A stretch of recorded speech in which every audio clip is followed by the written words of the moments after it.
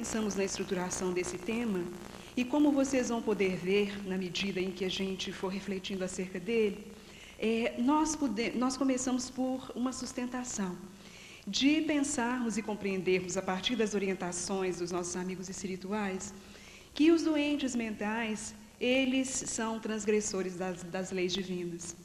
Mas como dizer que também nós não somos transgressores das leis divinas? Na verdade, a gente se lembra de Emmanuel quando nos diz que todos nós estamos internados, somos doentes internados na Terra, um planeta hospital à busca de alta. Então, sustentados nisso tudo, sabendo que essas considerações elas serão de extrema importância para cada um de nós, a gente se lembra daquela falazinha popular que de médico e de louco todo mundo tem um pouquinho, né? E isso vai nos ajudar a nos entendermos. Bem, a primeira transparência, por favor. Vamos iniciando com uma citação da doutora Kay Hadfield, que é uma psicoterapeuta norte-americana e que, a partir da sua própria problemática, da sua doença, ela estruturou um livro bastante corajoso, onde ela relata sua caminhada através dos transtornos psicóticos. Por que nós colocamos transtornos psicóticos? Porque, na realidade, aquela terminologia, que fazia uma dicotomia das doenças mentais entre neurose e psicose, atualmente ela passou por uma reavaliação, por uma revisão completa, E mais especificamente no livro CID-10, agora, as doenças, elas são abordadas como transtornos. Elas se agrupam, a partir de características que são observáveis e que são semelhantes a nível do seu desenvolvimento, Então, essa primeira citação da doutora Kay é muito interessante e ela retrata muito bem a confusão mental em que muitas vezes se lança o psicótico.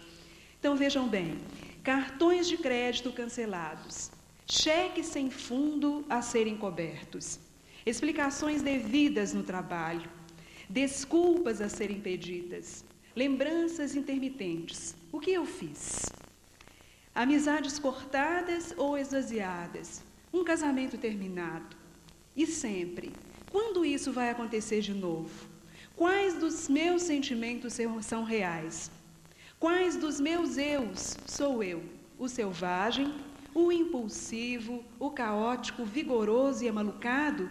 Ou, por outro lado, o tímido, retraído, suicida, cansado e fadado ao insucesso? Então, na verdade, isso é um relato corajoso de alguém que trilha pelos caminhos dos transtornos afetivos, que são as antigas doenças maníaco-depressivas, era esse o nome que elas tinham, Bem, e quando nos propusemos também a tentar definir os transtornos psicóticos, nós voltamos a Viana de Carvalho, quando nos esbarramos nesse cipoal imenso de definições e de conceituações, quando Viana de Carvalho nos diz que, em face da complexidade e multiplicidade desses desvios, uma classificação exata dos fenômenos psicóticos, ela é extremamente difícil. Bem, e quem é o doente mental?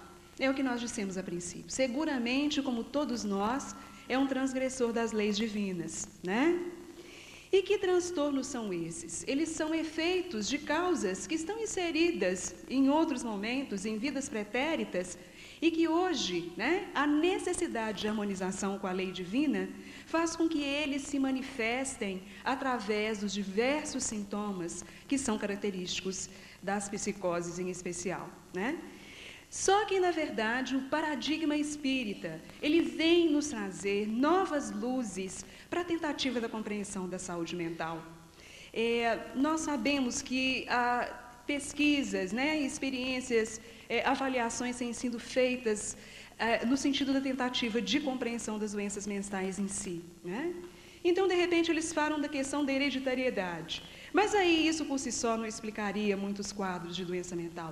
E aí vão levantando uma gama de hipóteses. Mas, na realidade, o que nós percebemos é que, de uma forma muito lógica e expressiva, é a doutrina dos espíritos que, de uma forma extremamente abençoada, vem nos clarear o que possivelmente realmente vem ocorrendo. Uma conceituação clássica das psicoses seria a seguinte: elas são doenças mentais, que elas causam desestruturações profundas e são desestruturações a nível do pensamento, tá? E que podem levar a diversas alterações. Alterações a nível cognitivo, de senso-percepção, né? Depois a gente vai estar explicando o que é isso, do juízo crítico da realidade, né? Então a pessoa tem uma dificuldade de lidar com o senso da realidade, e isso dispõe a perturbações a nível do relacionamento interpessoal, a nível da vida como um todo. E uma segunda definição, essa primeira é de Jaspers. A segunda, a gente recupera um significado ainda mais ampliado, né? Que o significado tradicional do psicótico, de uma certa forma, é o que o leigo também observa, né? Que ele vai então estar enfatizando a perda da realidade, né? Que é o prejuízo do funcionamento mental. E como é que então que isso se manifesta? Através dos delírios, das alucinações, da confusão, né? Prejuízos da memória e uma gama de outros distúrbios que realmente expressam, tá? O distúrbio psicótico de uma maneira geral. Agora, o que nos importa em essencial, né, a gente não vai ficar esmiuçando tanto, porque senão nós não vamos para a conceituação espírita, é o seguinte, nós estamos trazendo então na visão espírita a conceituação do Dr. Jorge Andréa, que a gente acha, em princípio, que é muito clareadora acerca desse significado. Então, no seu livro Visão Espírita das Distonias Mentais, o que ele nos coloca? Que as psicoses, elas representariam os mais severos quadros das doenças mentais, né, com a multiplicidade de sintomas. Tanto são que mesmo quem é especializado a nível do diagnóstico, muitas vezes, né, esbarra com a dificuldade de chegar a um ponto comum, né? Quantas vezes a gente imagina, nossa, talvez o diagnóstico seja esse. Daí a algum tempo surgem outros sintomas mais clareadores e aí o quadro modifica completamente, né? Então, são os mais severos quadros mentais, com esses sintomas múltiplos, quase sempre associados com complicações psicológicas, de modo que traduzem, né, graves e profundas lesões psíquicas, que são autênticas doenças da alma ou espírito, né? Em severas respostas kármicas, quase sempre demarcando toda a jornada carnal. Então, gente, o que nós percebemos a nível do doente mental em si, é que, na realidade, esses sintomas falam dessas desarmonias que se incorporam a nível do corpo mental, né, em vidas anteriores, e que muitas vezes há necessidade de várias reencarnações para que ele possa estar conseguindo drenar através do exaustor físico, né, essas problemáticas, essas distonias a nível muito profundo. Inclusive, na realidade, nos é falado por André Luiz, a nível do Evolução em Dois Mundos, que eles teriam uma predisposição mórbida. Então, são núcleos de culpa e de remorso que se instalam no corpo mental, que ele define muito bem como o envoltório sutil, né, da mente, e que, a nível da nossa terminologia terrestre, eles não tentariam explicar mais, porque, na verdade, eles não teriam condições de fazê-lo, né? Não tem terminologia adequada para tal, então isso se expressa através dos sintomas psicóticos, né? Os delírios e as alucinações nós vamos estar compreendendo mais tarde. Bem, então, o doente mental, sob a nossa ótica espírita, ele é seguramente um transgressor das leis divinas. E o que a gente vê? Que a lei de ação e reação, né, a nossa lei de causa e efeito, ela age nessas respostas kármicas, dando ao doente mental a possibilidade dele estar se redimindo, se reharmonizando perante a vida. Vamos passando para a próxima lâmina, por favor. Nós tentamos organizar, então, um quadro esquemático que ele tem a sua base no livro Por que Adoecemos, onde o psiquiatra Roberto Lúcio Vieira de Souza, que é nosso colega, né, tentou mais ou menos agrupá-los. E aí a gente utiliza um pouco da terminologia do CID-10 para nos ajudar a compreender um pouco mais. Então, nós estamos dividindo, entre aspas, né, só a nível didático, os transtornos psicóticos em causas orgânicas e sintomáticas e também nos transtornos psicóticos, né, que têm causas não orgânicas e outras causas não especificadas. Bem, então, nos orgânicos e sintomáticos, nós colocamos primeiramente os senis e os pré-senis. Então, são as diversas demências, né? Um exemplo disso aí, que a gente não pode estar se delongando, é a doença de Alzheimer. A doença de Alzheimer, né? Ela vai causando uma gama de prejuízos, uma deterioração gradual e constante, né? E ela geralmente inicia-se entre 65 e 70 anos, mas ela pode ter início precoce também, né? Depois a gente vai estar citando um exemplo. Transtornos psicóticos que são decorrentes do uso do alcoólico. É quando, de repente, né, a pessoa usa durante algum tempo os alcoólicos e daí ela expressa também sintomatologia psicótica. Transtornos psicóticos decorrentes do uso de outras substâncias psicoativas. Então, são as drogas, de uma maneira geral, né? Os opiáceos, os canabinoides e toda a sorte de drogas que a gente poderia estar colocando aí. Transtornos orgânicos psicóticos transitórios, que são causados por distúrbios metabólicos, geralmente, né? Por exemplo, o hiper e o hipotiroidismo, eles podem simular claramente um quadro de transtorno de humor, né? Que é a doença maníaco-depressiva. Então, a avaliação ela precisa ser muito segura para estar excetuando essas causas antes de classificá-las, né, adiante. Transtornos psicóticos decorrentes de doenças, lesões e disfunções cerebrais que eram chamados de crônicos, entre aspas. Então, são lesões do sistema nervoso central, os traumatismos crânioencefálicos também, né, são aí incluídos, e disfunções cerebrais várias, que podem também trazer sintomas psicóticos. Bem, transtornos psicóticos orgânicos ou sintomáticos não especificados. Muitas vezes é completamente difícil, né, a gente especificar e clarear a sintomatologia psicótica. Por isso que a gente incluiu também, né, essa parte que vem no CID-10. Transtornos psicóticos não atribuídos a condições físicas catalogadas anteriormente. Então, aí estão as esquizofrenias, né, a doença esquizofrênica com seus múltiplos coloridos, que a gente não vai se deter, porque depois nós vamos estar retomando mais tarde. Os transtornos de humor. A gente até aproveita aí para estar indicando para quem está conosco aqui nessa manhã, o livro da doutora Kay Hadfield, Uma Mente Inquieta. Nós achamos que é um relato fantástico e que clareia a questão do transtorno de humor.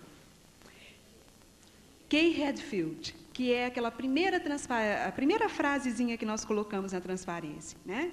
É um relato, é chocante em princípio, é algo que mexe profundamente conosco, nos faz repensar muita coisa, mas é extremamente corajoso, né? E por isso nós admiramos. Bem, os transtornos delirantes, né? Então, nos transtornos delirantes, aqui nós estamos excluindo esquizofrenia, paranoide, quadros orgânicos ou transtornos de humor. São outros transtornos, por exemplo, os persecutórios, né? Então, são pessoas que acreditam que todo mundo está rindo à custa delas, né? Ou que elas são vítimas de tramas, de perseguições, né? De uma gama de situações bastante complexas. Isso falando de uma forma também muito superficial.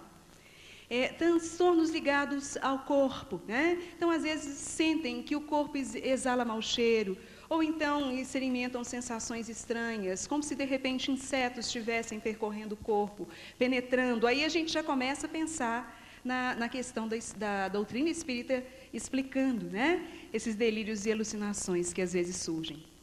Bem, transtornos de ideias ligadas também à grandeza, pessoas megalomaníacas, né? Então, que colocam, muitas vezes, que é como se Deus tivesse lhes ensinado, por exemplo, a cura do câncer.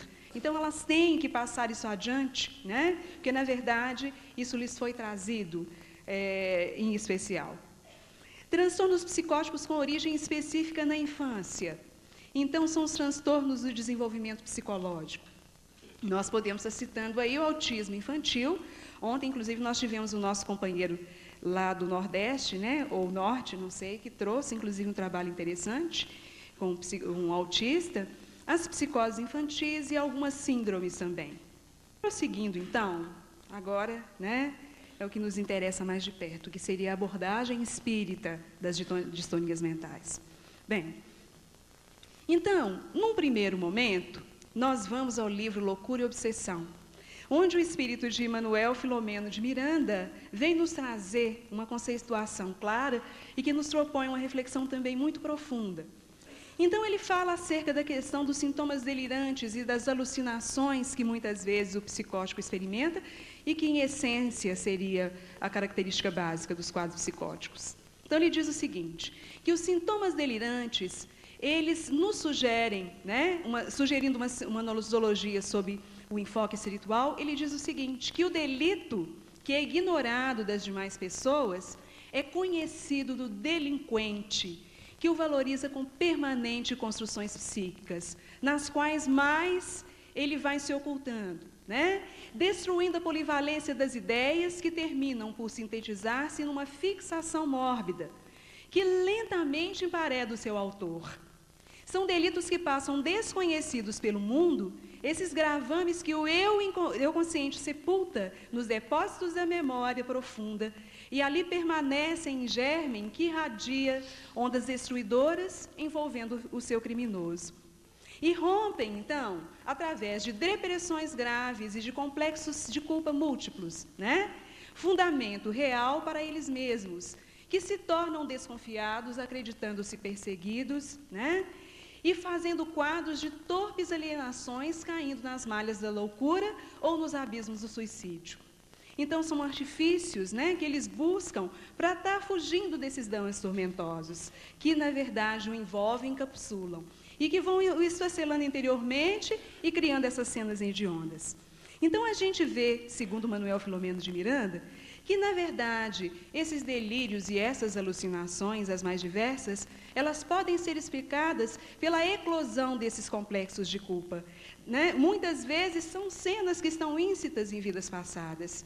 Outras vezes, as alucinações auditivas, por exemplo, que são vozes, que o paciente psicótico ouve, são aqueles irmãos do passado, que estão ali cobrando a reharmonização com a lei. E a gente vê que realmente é uma explicação bastante lógica, para o que eles experimentam. E agora, gente, nós vamos estar repensando aquele quadro das psicoses orgânicas e sintomáticas e também das outras, que não têm sintomatologia orgânica, utilizando uma hipótese do Dr. Jaider, que é o nosso colega, quando, no livro Por que Adoecemos, ele as levanta. E porque nós achamos que elas são lógicas e que merecem a nossa reflexão, então nós optamos por trazê-las para estar compartilhando com vocês nessa manhã. Então, as psicoses orgânicas e sintomáticas, que são as organomentais. Bem, o crescimento de uma lesão orgânica no cérebro, resultado de massa tumoral, de atrofia da massa encefálica, com alterações específicas do sistema nervoso central, os traumatismos crânioencefálicos também, ou qualquer perturbação do sistema nervoso central. Bem, se nesses casos não há negligência da pessoa que está envolvida, nós podemos pensar que é uma problemática kármica. Então, é isso que nos é sugerido.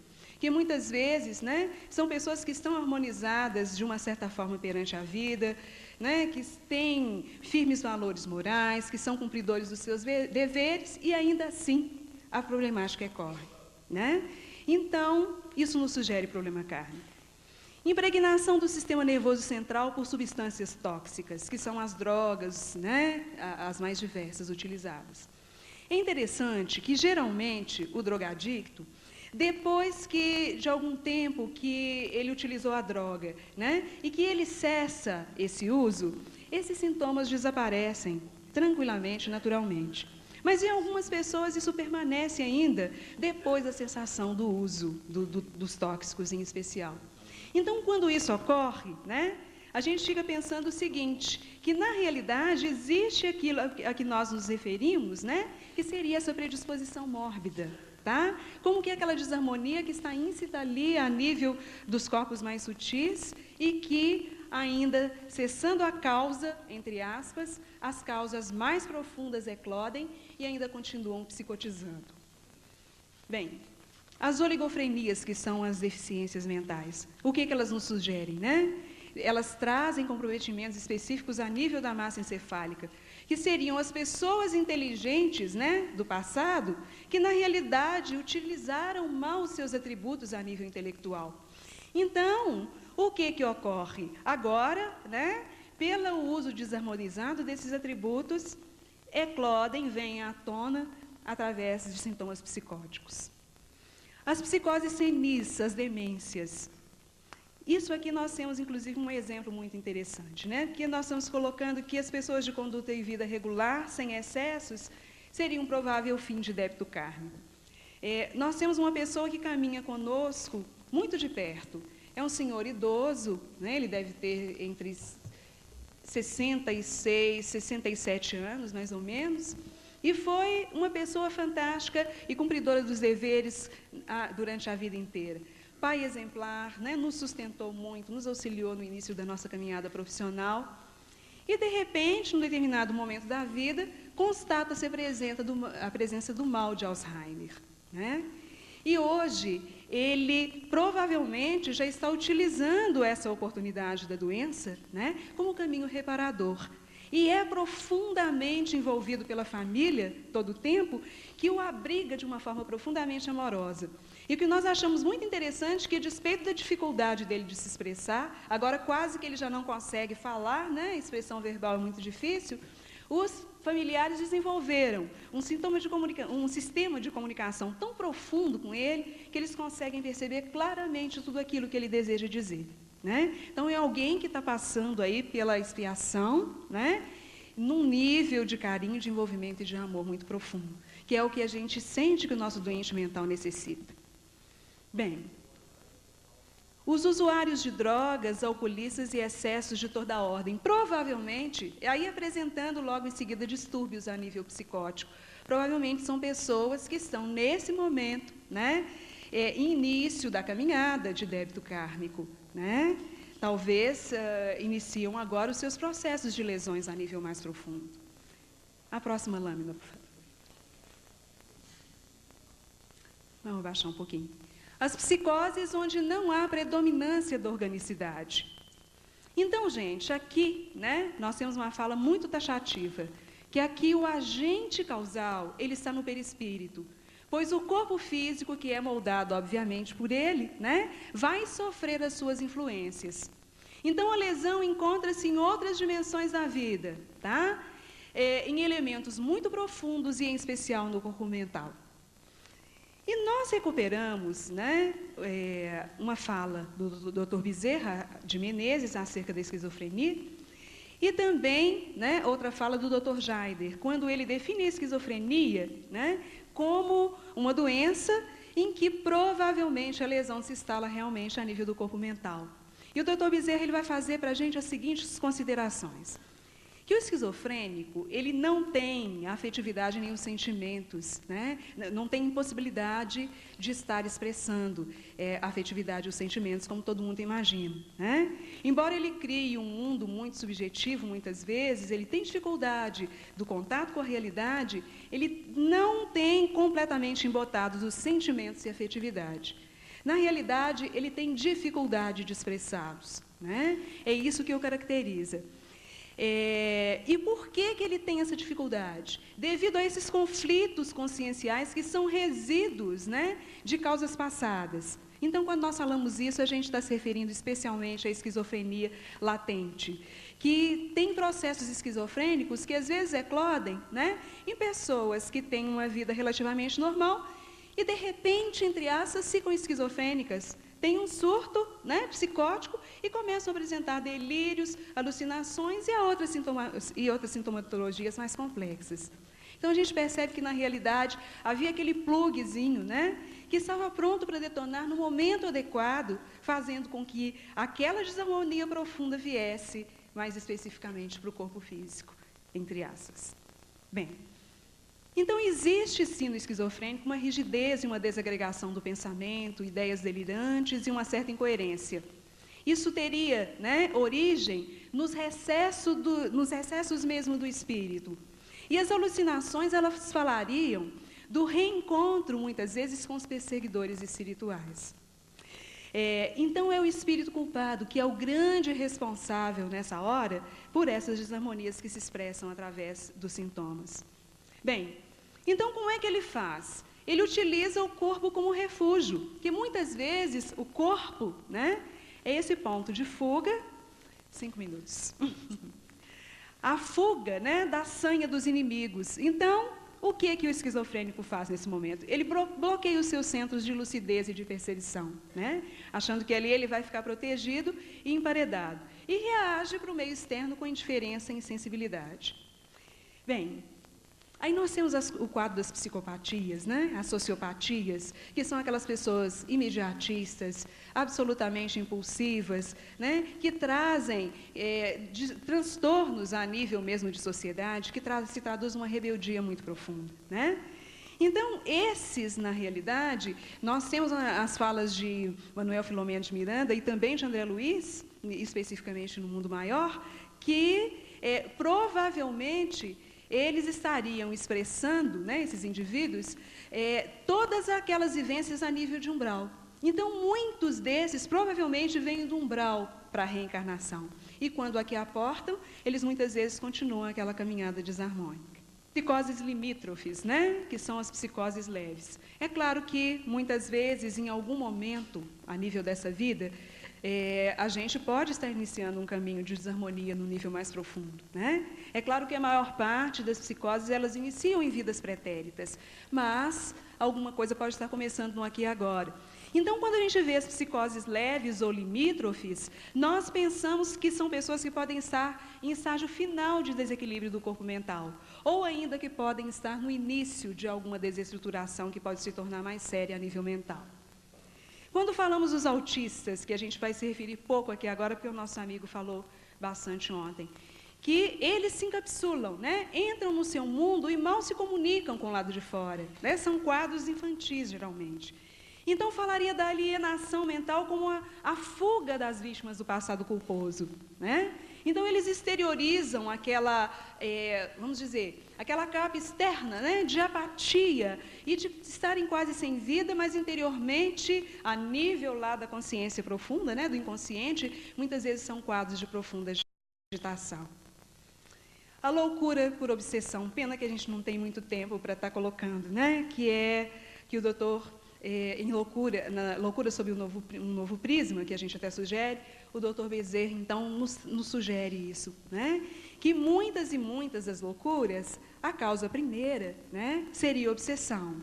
Seria, obviamente, processos pretéritos, onde aqueles algozes vêm, né, e muitas vezes vivem a nível mental lado a lado, né, com aquela pessoa que está encarnada. Só que isso aí tem um comprometimento muito sério, porque as loucuras por obsessão, se elas se perpetuam por muito tempo, elas podem trazer graves quadros a nível de lesão cerebral, né? Se ele se instala e está ali todo o tempo emitindo aquelas energias, né, maléficas e desarmônicas, então a gente pode ter também essa consequência. Bem, nós vamos estar falando rapidíssimo, então, dos tratamentos, né? Trazendo as nossas conclusões e trazendo essa fala que a gente acha assim, de extrema importância. As exulcerações da alma são de gênese profunda, em consequências doentias no seu processo de cicatrização. Cristalizações de longo período no inconsciente, elas não podem ser arrancadas em algumas palavras induções psicológicas de breve duração. Além dos muitos cuidados exigíveis, o tempo é fator de alto significado para os resultados salutares que desejemos alcançar. Então, nós falamos da importância da atuação a nível interdisciplinar e, num primeiro momento, né, da importância do diagnóstico bem diferenciado. E nós só vamos citar que, na verdade, a gente tem que estar interligando a terapêutica medicamentosa, que não suprime os sintomas, né? Mas auxilia a pessoa a nível da sua condução da vida, das psicoterapias a nível individual, familiar, grupal e a terapia ocupacional. E, finalmente, né, para estarmos encerrando, a terapêutica espírita, com os amplos recursos que a doutrina espírita nos oferece, né, através do passe, da água fluidificada, das reuniões a nível desobsessivo, né, de reuniões específicas que, inclusive, nós fazemos para estarmos tratando pacientes psicóticos. E, então, nós concluímos dizendo que é a grande terapêutica das nossas almas, é a terapêutica do Espírito Eterno, é o acionamento da vontade, né, que define, inclusive, os doentes que vão estar melhorando mais rápido ou não, porque muitas vezes a gente percebe que a ausência da vontade, né, interfere muito na caminhada terapêutica. E a gente aproveita, então, da fala final da Lenice, que falou muito bem acerca da questão da vontade. Nós agradecemos, né? E é um tema realmente muito denso, mas nós esperamos que tenhamos podido trazer alguma contribuição.